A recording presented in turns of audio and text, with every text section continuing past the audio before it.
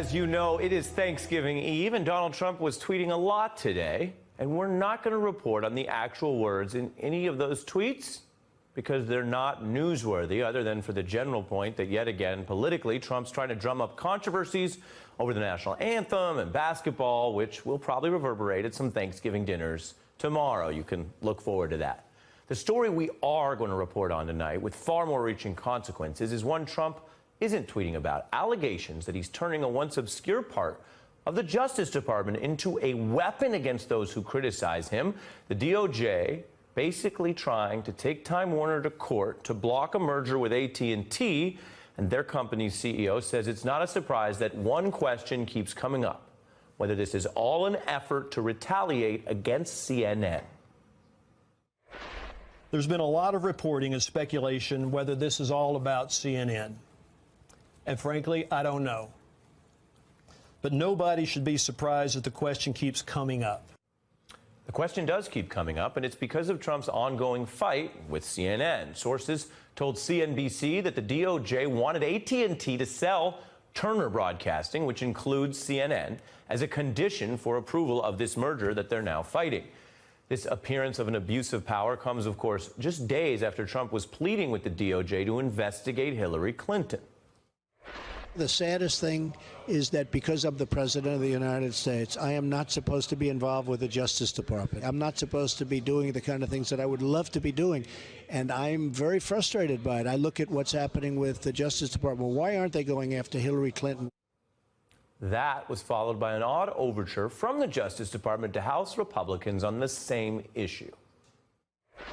Sessions is considering the idea of appointing a second special counsel to investigate a number of Republican concerns, some involving Hillary Clinton. The Justice Department sent a letter to Congress saying some of those Clinton issues are being investigated. Sessions battled members of his own party over whether appointing a prosecutor to investigate the president's chief political rival was a good idea. That's a huge deal. Tonight, we can't tell you whether a new Clinton prosecutor will be appointed, but historians note that political meddling with DOJ is one rule presidents break at their peril. George W. Bush's attorney general ultimately resigned over allegations politics played a role in retaliating against DOJ prosecutors. And of course, Nixon's attempt to thwart an investigation by firing his special prosecutor triggered a crisis paving the way to the end of his presidency. The country tonight is in the midst of what may be the most serious constitutional crisis in its history. The president has fired the man you just saw, the special Watergate prosecutor, Archibald Cox. Because of the president's action, the attorney general has resigned. Richardson's deputy, William Ruckelshaus, has been fired. The president has abolished special Watergate prosecutor Cox's office. The draft articles of impeachment against Nixon cited those same attempts to abuse DOJ investigative power for political ends. It's a process my next guest knows intimately. Michael Conway wrote part of the final report to the U.S. House recommending Nixon's impeachment. He went on to try hundreds of civil cases in Chicago. Thanks for being here.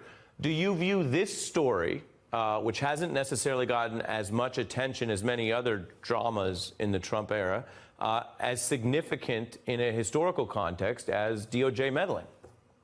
Oh, absolutely. I mean, both President Nixon and President Trump have engaged in abuse of power. President Nixon did it, as you mentioned, Ari, directly in firing the special prosecutor, but he did it in other ways, too. And he actually did it in an interesting way in an antitrust case.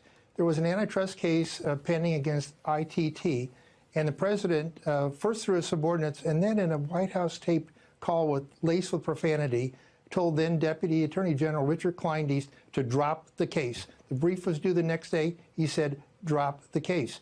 And then when Mr. Kleindienst was nominated as Attorney General, he was asked if there had been any White House pressure on him to drop the case. He denied it. Later, he pled guilty to lying to Congress in his confirmation hearing about that White House pressure. And of course, the more notable one that we remember is that President Nixon through his subordinates, went to the IRS, created an enemies list to ask the IRS to audit and investigate his political opponents and people from the McGovern campaign. Right, and that was very explicit. You know, some folks will turn on the channel, they think we're in competition with CNN, and in a sense we are. But that's not really the lens I bring to this story. The question is one that would matter no matter who the journalist or entity or company is. It's a question of whether the DOJ is now doing something explicitly to target a critic in the mind of the president. What is the burden of proof for something like that? Because we don't know the answer publicly. Well, when Congress passed the 3 articles of impeachment against President Nixon, the second one was called abuse of power. Tellingly, it got more votes than the article of impeachment about obstruction of justice. It passed with 28 out of 38 votes. And what the Congress said in our final report said was that an abuse of power does not have to be a criminal offense. Right. It is the president taking an action for an improper political purpose. And of course, we have, as you mentioned, the fact that the president is now urging the Department of Justice to investigate his political opponent, Hillary Clinton. And that's really the essence of abuse of power. He's taking a proper presidential power and using it for an improper purpose.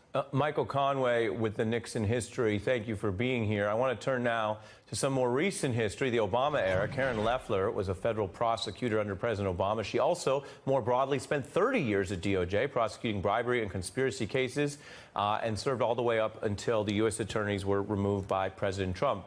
Thank you for being here. How do you view these comments from this president about pursuing political opponents through the DOJ? Well, I view them as not, it's just very difficult even to hear them. As a longtime member of the Department of Justice, that's an organization and department with a storied history of being objective, enforcing the laws of the United States without influence, without attention to political realities.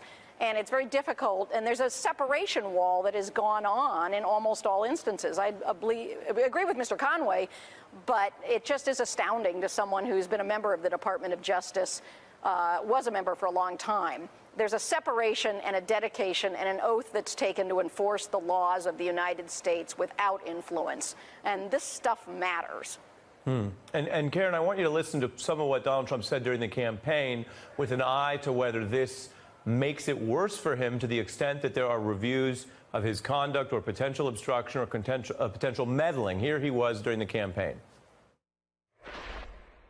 If I win, I am going to instruct my Attorney General to get a special prosecutor to look into your situation, because there has never been so many lies, so much deception. People have been, their lives have been destroyed for doing 1/5 of what you've done, and it's a disgrace. Does that make it worse if there is any legal review ultimately here? Well, it makes it worse because it's a fundamental misunderstanding of the role of the Department of Justice and the role of the White House. There has always been a policy that the White House doesn't direct the Department of Justice what to do. And the Attorney General of the United States takes an oath to the laws of the United States and not to loyalty to the president. And it looks, third worldish to say, to sit there and say, I'm going to direct somebody to investigate you is not the role of the president. It's inappropriate and undermines the credibility of the Department of Justice, which is very important when you stand up representing the United States and takes actions like an indictment or a prosecution. When you look at this, it undermines the credibility. I'm sorry, go ahead. Oh, please. No, I know you're out in Alaska, so we have a little bit of a delay. The other question was this real open question about whether antitrust enforcement, which, by the way, is not something that Republican administrations are typically known for being super aggressive about. If it's a jump ball, they tend to err on the side of letting companies do what they want or letting them merge within the law. And yet here we've seen something very different, which is them taking AT&T and Time Warner to court this week. Hasn't gotten a lot of attention. I think a lot of people aren't quite sure what to make of it.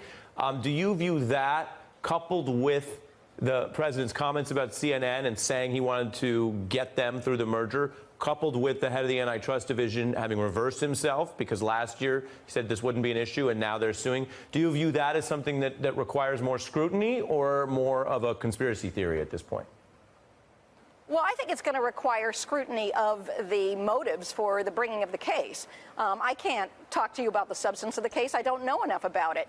But I do know that, when the Department of Justice takes action, there has to be credibility to the action. And we've seen it, not in this context, we've already seen it in a number of other rulings by judges against the department where they look to the president's statements and they said, you know, the department can say one thing that they don't mean this, but the president is out there saying, I want to get them. And then that undermines the belief in the decisions. I don't know the substance of, you know, what the courts will do, but I think there will be investigation into the motives of bringing the case. And that makes the whole approach of justice, it undermines the credibility. Karen Loeffler, this was your first time on the beat. I'm so glad we could get you on because after decades at DOJ, your expertise sorely needed right now. Thank you for making time. Hey there, I'm Chris Hayes from MSNBC. Thanks for watching MSNBC on YouTube. If you want to keep up to date with the videos we're putting out, you can click subscribe just below me or click over on this list to see lots of other great videos.